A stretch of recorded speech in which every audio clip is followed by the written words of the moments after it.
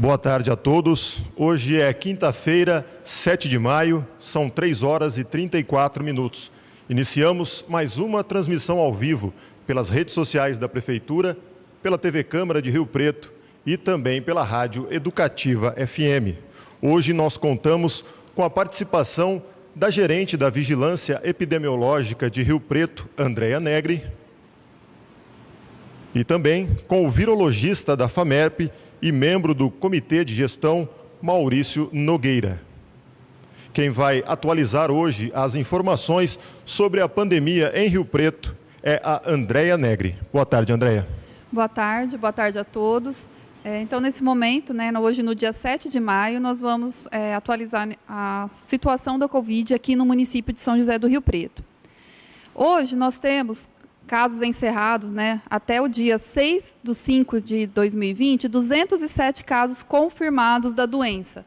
Então, chegamos à marca de 200 casos. O que isso quer dizer? Que nós dobramos dos 100 casos que nós tivemos aí no início da semana passada. Nesse momento, nós estamos com 207. Essa dobra de casos, duas vezes mais o número de casos, isso é preocupante para nós aqui no município, certo? Porque dentro de 8 dias, nós dobramos os casos, lembrando daquela curva exponencial que várias apresentações, vários estudos apontam aí como um risco para o Covid se espalhar.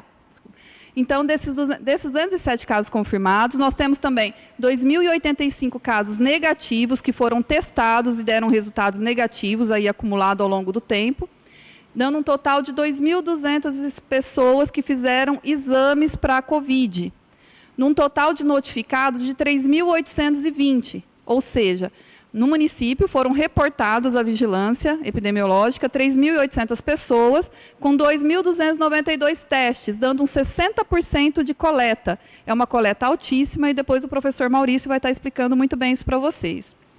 Desses confirmados, 10 são óbitos, Também tivemos aí 61 recuperados, profissionais de saúde 70, e do nosso projeto Sentinela, nós temos 65 casos.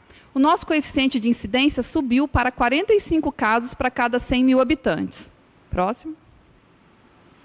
Esse slide fala desse percentual que eu acabei de falar para vocês de testagem.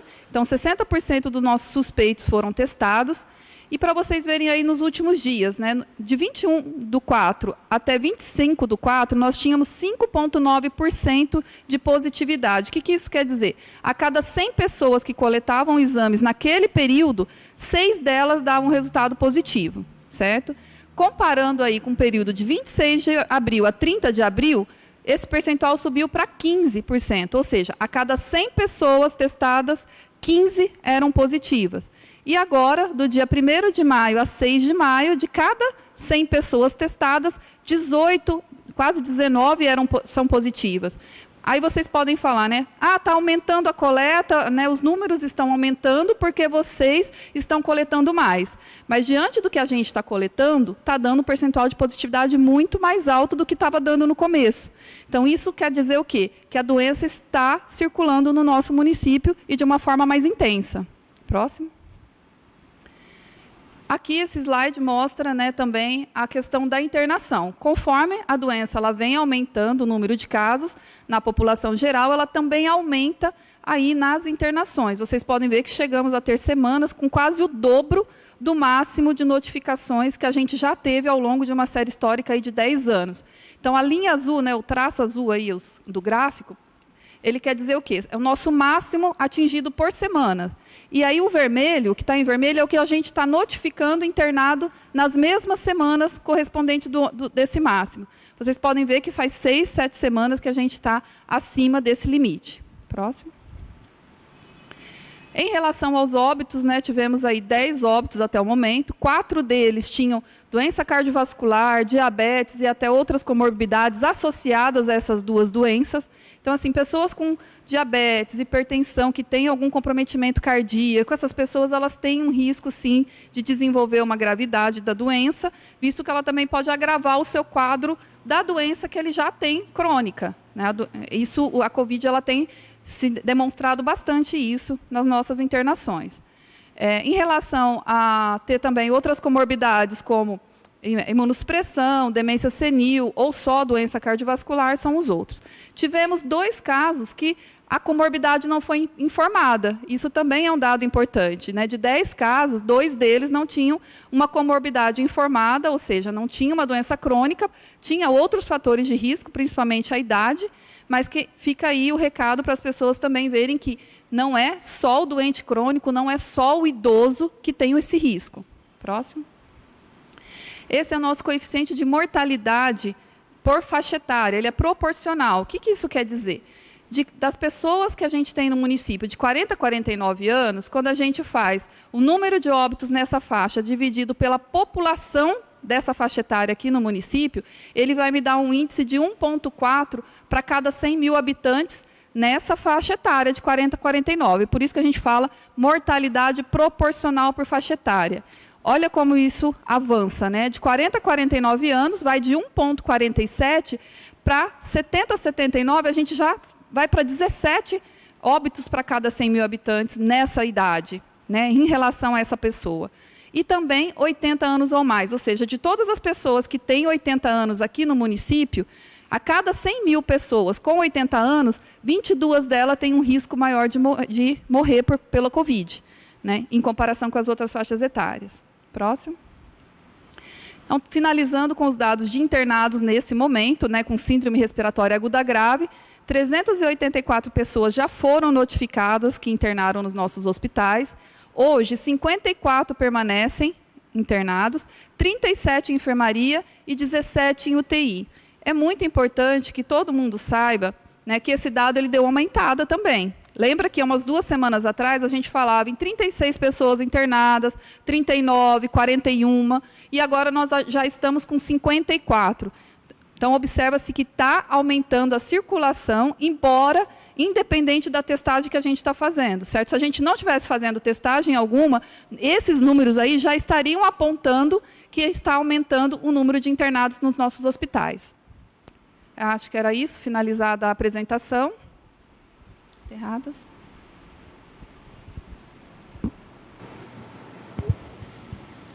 Obrigado, Andréia, por esses esclarecimentos, pela atualização. E agora nós vamos ouvir o professor Maurício Nogueira, que vai nos falar sobre os testes. Maurício, nós temos mostrado aqui em Rio Preto, que é uma das cidades que mais testam para o coronavírus. Explica para a gente como é que é a abrangência desses testes feitos na cidade e por que isso é importante. Boa tarde a todos. Desde o início da circulação desse vírus, um ponto-chave que tem sido questionado é testar. Não só aqui, no Brasil, no mundo inteiro, a palavra-chave é testar e isolar. Qual que é a ideia? Logo que começou essa pandemia aqui em Rio Preto, nós iniciamos testando as pessoas para quê? Primeiro, identificar quando o vírus chegasse na cidade. Nós identificamos. Identificar quando o vírus começasse a circular localmente na cidade. Nós também identificamos. E, principalmente, isolar essas pessoas. Para quê? Para diminuir a transmissão e comprar tempo. O que é isso? Diminui a transmissão, dá tempo para a gente se preparar. E assim nós fomos trabalhando.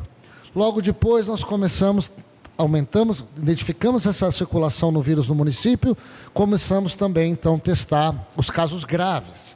E, principalmente, profissionais de saúde. Testar, identificar e isolar. Os casos graves foram identificados e os profissionais de saúde eram fundamentais para quê? Para evitar surtos dentro de hospital. Passamos por essa fase e conseguimos, de novo, comprar mais um certo tempo para a gente e os hospitais continuarem se preparando. Algumas semanas atrás, nós iniciamos o projeto Sentinela. Esse projeto Sentinela tem 2 grandes objetivos. O primeiro objetivo é realmente saber o quanto que esse vírus está circulando na nossa cidade. E a Andréia mostrou ali os resultados agora, mostrando que os números vêm crescendo significativamente. Mas não é só identificar, é também identificar essa pessoa que vai lá numa unidade básica de saúde com sintomas leves, a gente faz o diagnóstico de coronavírus lá. e essa pessoa é isolada também. Ou seja, diminui a chance de transmissão. Isso pode interromper e diminuir novamente, comprando mais tempo para a gente. Testou-se muito em São José do Rio Preto. A Andréia mostrou ali, nós testamos aqui no município, basicamente, em grosso modo, 2.000 pessoas. Se pegar a região inteira, o qual a minha instituição faz parte, o Hospital de Base, na região inteira, estamos quase chegando a 3.000 pessoas testadas. Isso é pouco ou isso é muito? Olha, é basicamente um número muito similar ao que se é feito de testagem em países chamados modelos, como Coreia e Alemanha. A Coreia, no auge da epidemia, estava testando 11.000 pessoas por dia. Aqui em Rio Preto nós estamos testando pouco mais de 150 pessoas por dia, até um pouco mais agora, que dá basicamente a mesma proporção. Outro sinal importante foi o fato que nós estamos testando todas as síndromes respiratórias. Não só a grave, como a grande maioria das cidades estão fazendo. Todas as síndromes respiratórias, aquela que o pessoal vai na unidade básica de saúde, uma boa parte delas, 60%, estão sendo testadas. Isso nos permite identificar claramente quem está suspeito e saber o que está acontecendo em circulação. E isso nos tem causado uma certa preocupação. A Andréia mostrou naquele gráfico que o aumento da porcentagem dos pacientes positivos, que nas primeiras semanas do projeto Sentinela eram por volta de 4%, 5%, ou seja, 5 em cada 100, nós estamos chegando em quase 20%. O que isso diz para a gente? Diz que nós estamos muito próximos de uma fase de epidêmica muito forte no município. Nós acreditamos que o município o sistema de saúde está preparado para essa parte, mas, porém, nós precisamos da colaboração de vocês. As pessoas estão assistindo essas lives e vendo números, né? 20 casos, 50 casos, 100 casos, 200 casos. E para alguns de nós, não são apenas mais números, passam a ser nomes, passam a ser conhecidos, passam a ser nossos amigos próximos, nossos parentes, em alguns casos pais e mães. É uma fase muito ruim. Para nos proteger do coronavírus, só nos resta o isolamento social. E venho aqui insistir que os números apontam um aumento expressivo da circulação do vírus. Então, nós temos que nos proteger. Obrigado, Maurício, por essa resposta inicial. Gostaria de entrar ainda falando da questão dos testes, que você bem explicou aí. A Secretaria Municipal de Saúde faz os testes, mas também o serviço privado de maneira paga.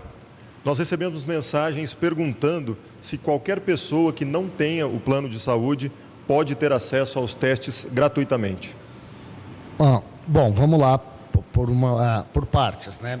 Primeiro, o teste que realmente é relevante é o teste do PCR, que é o teste que detecta a presença do vírus. Esse teste está, sim, disponível para a comunidade nas unidades básicas de saúde, quando a pessoa tem sintomas e avaliado pelos médicos. Mais de 60% da população que está com esses sintomas está sendo testada. Então, não precisa ter plano de saúde. A própria Secretaria Municipal de Saúde também oferece acesso, se não para todos, mas para a grande maioria dos pacientes nessa condição. Outro questionamento muito comum que vem pela internet, pelas pessoas que nós conhecemos também, é em relação aos idosos. A gente nota que ainda existem idosos andando pelas ruas, usando o transporte coletivo e muitas vezes andando sem máscara. Qual o recado que você deixa para esse grupo, uma vez que é o grupo que, entre os mortos, é o que foi mais atingido até agora? É muito preocupante isso. Os idosos são uma população extremamente vulnerável ao coronavírus. Eu insisto no que eu falei agora há pouco. Os números mostram um aumento importante da circulação desse vírus. Gostaria de ressaltar que esses números que nós vemos hoje são basicamente o resultado de uma circulação que ocorreu 10 a 15 dias atrás. Ou seja, os números reais do que estão circulando hoje, que estão infectando hoje, são com certeza muito maiores que aquilo. Essa população, idoso, por favor, permaneça em casa. Precisa sair de casa, precisa ir numa farmácia, precisa fazer um supermercado, tente contar com o apoio de um parente ou de um amigo. Não é possível, é extremamente necessário que o senhor vá a alguma atividade, o senhor ou a senhora, utilize máscara, evite o transporte público. Não há risco que vale a pena a vida. Aqui uma outra pergunta de um internauta, essa mais simples, ele pergunta se beijo pode transmitir o vírus. Sim, claro. O beijo e qualquer contato íntimo e próximo com uma pessoa pode transmitir o vírus. Se nós nessa mesa estamos todos próximos e com máscara, ninguém beijando ninguém, imagina quem está próximo e beijando uma pessoa próxima. Vai ter grande risco de contaminar. Joel Maurício, obrigado pelas informações, deu aí importantes recados. E agora uma nota da Secretaria de Saúde. Mais uma vez, fake news que circulam nas redes sociais dizem que a Prefeitura de Rio Preto teria recebido 60 milhões de reais do governo federal para o combate ao Covid e que não teria prestado contas desse dinheiro. Isso é fake news, isso é falso. O projeto de socorro aos municípios brasileiros acaba de ser aprovado no Congresso e ainda tem que passar pela sanção do presidente Jair Bolsonaro para que só então esses recursos sejam liberados e serão liberados em parcelas. A Prefeitura de Rio Preto esclarece que quando esse dinheiro chegar, toda a prestação de contas será feita por meio do portal da transparência. Por favor, não ajude a espalhar as fake news. E agora, para encerrar, eu quero voltar com a Andréia e perguntar para ela, há muita dúvida em relação ao isolamento. Por que dessa medida, por que dessa imposição? Importante deixar claro, como é que começou a imposição desse isolamento? O isolamento das pessoas, né, que são suspeitas da doença, né, que tem ou febre, tosse, dor de garganta, ela é feita pelo médico inicialmente quando ele é atendido e os seus contatos familiares, ele passa a ser também alvo do isolamento social. Então, contatos domiciliares e contatos íntimos, como já foi falado aqui pelo professor Maurício, é muito importante. E isso veio de uma determinação do Ministério da Saúde, seguindo o que está sendo feito em vários países do mundo. Então, pela Lei 13.979, do dia 6 de fevereiro, em que o presidente decreta a emergência no país, ele coloca que vai ter um regramento das ações, ou quarentena, ou lockdown, ou mesmo também aí toda a forma de contenção da doença, e que uma delas é o isolamento social e o isolamento do suspeito. O isolamento do suspeito, da pessoa doente, ela é regulada pela portaria 356 de 11 de março de 2020, que nessa portaria, o que é falado nela, né? O que ela diz? Ela diz que toda pessoa suspeita deve permanecer no domicílio, né, colocada aí por um atendimento médico, ou mesmo aqui no município, pelo 0800, a pessoa que liga no 0800, o médico lá fala para ela ficar no isolamento domiciliar, ele orienta e ele notifica essa pessoa, mesmo que verbalmente ela é notificada a ficar em sua casa e não sair. E os seus contatos próximos também.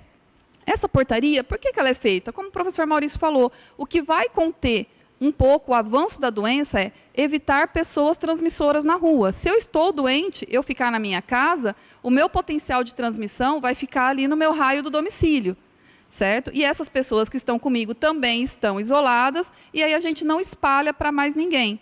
O problema maior é essa circulação, ela começa a ser fora de regra, descontrolada, uma pessoa vai passando para 2, para 3, para 4, e cada uma vai gerando essa curva exponencial que a gente não pode deixar que isso aconteça, no sentido de não segurar essa pessoa no isolamento. Então, todos os países têm feito isso. Aqui no município, nós também temos feito isso. E peço para que todas as pessoas sintomáticas fiquem em casa, mesmo precisando, se comporte de uma forma que você não precisa sair de jeito nenhum. Precisa ir ao mercado? Pede para um vizinho, pede para um familiar, como o doutor Maurício falou, para o idoso, já é de praxe, ele não pode sair mesmo, o ideal é que, mas é um isolamento voluntário.